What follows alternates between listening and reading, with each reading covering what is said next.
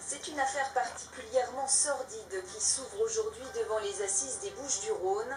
6 personnes sont accusées d'avoir torturé, violé et tué un jeune homme de 21 ans. C'était en mai 2006, le rappel des faits.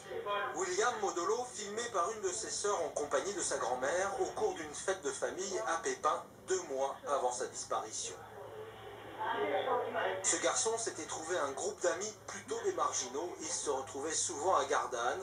La bande se retrouvait aussi ici, une sorte de squat en pleine nature où la bière et l'alcool semblaient couler à flot. William devient le souffre-douleur.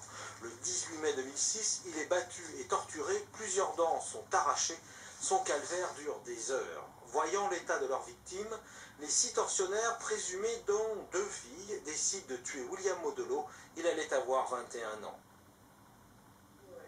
Depuis plus de 4 ans maintenant, Roselyne Modolo, la mère de William, ne comprend pas un tel déchaînement de violence. Elle espère que pendant le procès, ceux qui ont reconnu avoir tué son fils lui donneront des réponses. Il était bien avec eux, il était content d'y aller.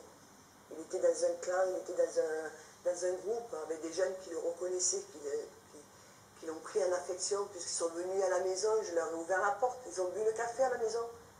Alors, pourquoi... non, c'est des monstres, on ne sait pas.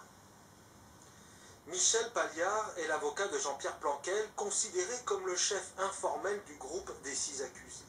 Pour les faits qui lui sont reprochés, il encourt au maximum la perpétuité, assortie d'une période de sûreté de 22 ans. C'est pas un imbécile, Planquel, c'est quelqu'un qui effectivement réfléchit, et il réfléchit et il ne comprend pas comment les choses ont pu se passer.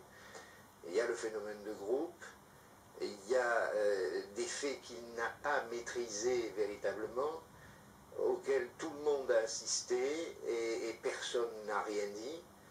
Et puis on en est arrivé à un moment où une décision, semble-t-il, a été prise et il a été le seul à assumer la décision du groupe. Le procès doit s'ouvrir devant la cour d'assises des Bouches-du-Rhône à Aix-en-Provence. Le verdict devrait être rendu le 10 septembre.